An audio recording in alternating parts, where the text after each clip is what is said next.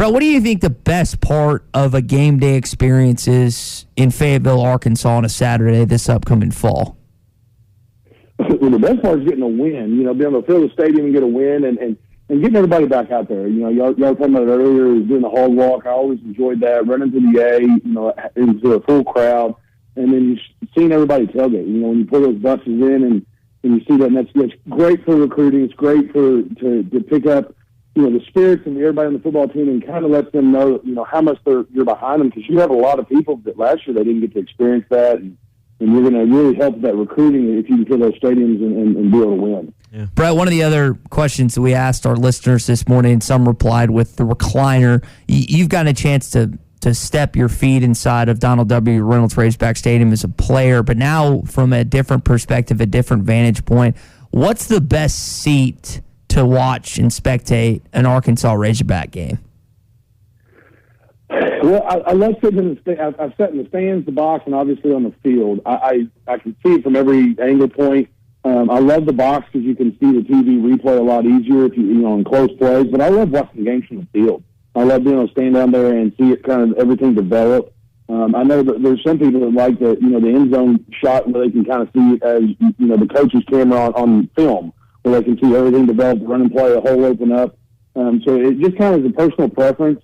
And the greatest thing is if you can get a seat and have a cold beer in your hand and be able to enjoy it on a Saturday, that's a good seat. There you go. What's your feel? I mean, and obviously you can't compare to last year's numbers. Nothing really compares to last year across many walks of life right now. But where do you think this gets back to? Are we ahead on season ticket sales from a few years ago? Do you think you'll have more people because of the success in other sports that are just more optimistic about it? Sam's second year, you only won 3, but it felt like you won 5 in some ways. What are your expectations? Are more fans going to climb on board this year? I would certainly think so and hope so. Like you mentioned, the success of all the other programs, that's the excitement around the state. There was a lot of excitement last year just seeing how good this team played, how tough they played.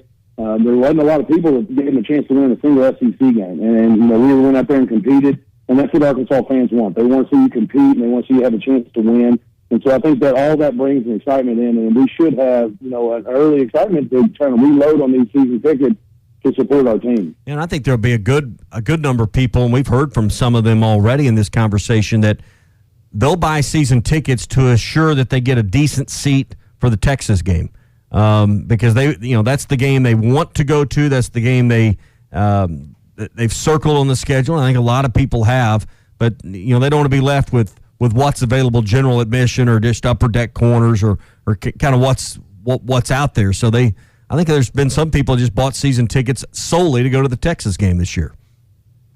And that's awesome because that's going to be a good milestone. Kind of see where we're at. Texas is up and coming. With their new coach and trying to improve, and they're trying to win their division, their conference, and they're trying to make big moves just like we are.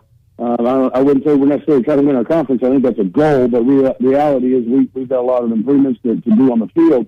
But people want to get out there and watch it because it's a big-time game. It's an old-time rivalry, so you have your old school of people that remember that rivalry, and then now you're trying to bring all these new school people, fans into this game and see what type of atmosphere this is. So I think it's going to be a great atmosphere. I love playing in the Texas game. Unfortunately, we didn't win at home. But getting to win there on the road, it is a big-time game, and it's a lot of fun to be a part of. Brett Goode with us here on the Morning Rush. Brett, that's the game that I think everyone has circled on their calendar. Young, old, in between, doesn't really matter. But what's the second, you think, best game on the schedule for Arkansas this year? It's hard to go down because of the SEC. The SEC West is such a good conference. We got Georgia on our schedule again, but I'm looking forward to the Rice game because it's going to see how much we've made an improvement. We've got a lot of questions to be answered of who's going to be the starting quarterback, who's really going to take that over and live that role and be able to kind of take us through the season. How good is our defense going to be in year 2 under Odom? Is our offensive line going to be, better working together after, they've had a year under this system? That's the biggest thing that I want to see and that can kind of judge off of saying, oh, man, now we start circling these games.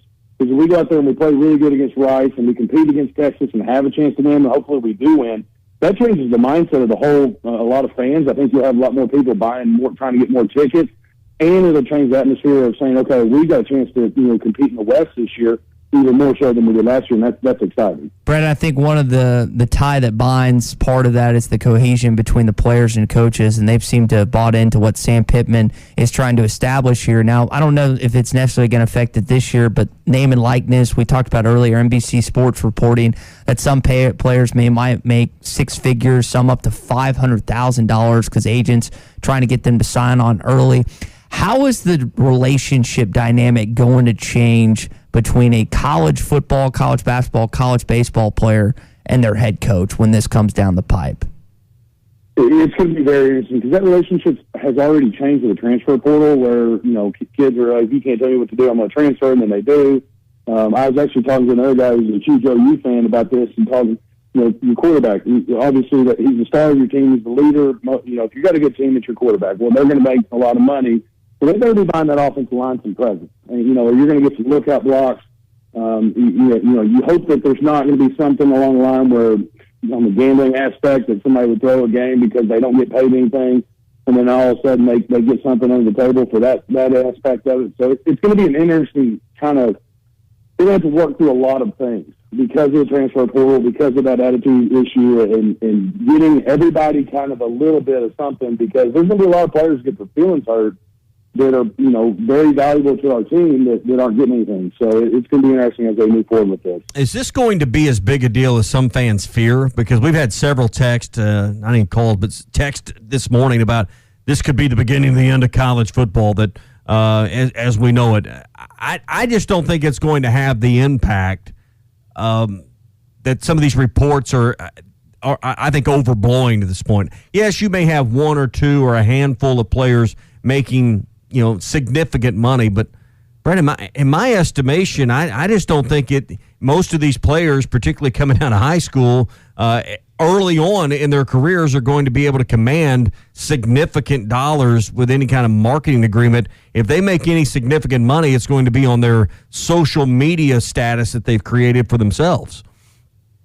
That's exactly right, and my fear is that it kind of makes the gap larger between the really good teams and the teams that are trying to get into that market. You're right. They just change the Power Five and really take out a lot of their teams, because back in the day they used to have different colored gloves and all these other things. Well, they tried to make everything even and say you could only have a gray glove and a black glove and all these different things. Well, how much is that gap going to spread now? Because your Alabamas of the world and your teams that make a ton of money compared to your lowest end of the Division I, they can't compete. And so they've got a lot of money in there, and that's going to be interesting as we kind of go through this process, because it's a growing process that we're all trying to learn. But I think it will spread the gap, and it'll make those non-conference games, kind of not good. And that's one thing that a lot of people, for the money-wise, they love the NFL more, because those games are competitive, where you have some of these other games in the NCAA where you can turn it on and it's going to be a 40-point game. Yeah, absolutely. The Blue Bloods are going to get stronger because they're going to have the cachet and the resources to make those top-shelf players line their pockets even more because of the machine that they have built there. And we're talking about expanding the playoffs to create more parity. I think all you're doing is ensuring that the Alabamas, the Ohio States, the Notre Dames of the world, Oklahomas, they're going to have a perennial seat at the table for an expanded college football playoff, because they're going to continue to get the players that will create the most demand and draw that's going to help them win more games. So even though they're trying to get more variety in the playoffs, I think this is ultimately, with all of this put together in the same pot, not going to get the effect that they want. I agree totally. You look at a high school kid coming out, what's more important to them? Coming to something with nice facilities or a lot of money? They're going to get paid. They're a lot. Let's just be real. There's not a ton of kids that go play college football from private schools. So there's a lot of kids that have struggled with finances, and then they see money kind of come through, so their eyes light up, and that's where they're going to go. And then if you throw facilities in there on top of that, it just really spreads that gap. And they're going to have to do some work on this. Because again, like I said, with that offensive defensive line, those guys don't score points, and then they don't make a lot of headlines, but they're going to get some feelings hurt if they're not getting paid. Right. Brett Goode with us every Wednesday here on the Morning Rush. Played with the Packers for 10 years, former Razorback, now part of the team at Henderson Phillips Employer Solutions. I know you got a busy summer right now. A lot of people looking at their employee benefits package, retirement plans, a lot more. You're a call away to help with all of those things. That's right. We're moving strong right now. Everybody's trying to make some changes, and maybe just get a little look and see if you're in the right situation, and there's no harm, no foul to make a phone call and just talk through some things, and we're having a lot of that going on right now. All right, 479-651-2292 is Brett's number for commercial insurance, personal insurance, employee benefits, health insurance, anything you need to help your company or yourself. Brett's there just a call away, 651-2292. Brett, good to talk. We'll chat with you next Wednesday. All right, sounds good. Thanks, guys.